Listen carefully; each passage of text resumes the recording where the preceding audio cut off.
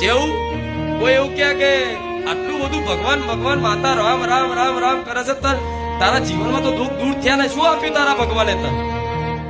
તો એમ કહેવાય મને કશું નહીં આવે ને તોય હું સ્વીકારીશ મારા રામ છે, મારી માં છે, બસ. મારે કશું જો લેવા માટે હું એમને નહીં ચાહતો, કશું પામવા માટે હું એમની ભક્તિ નહીં કરતો.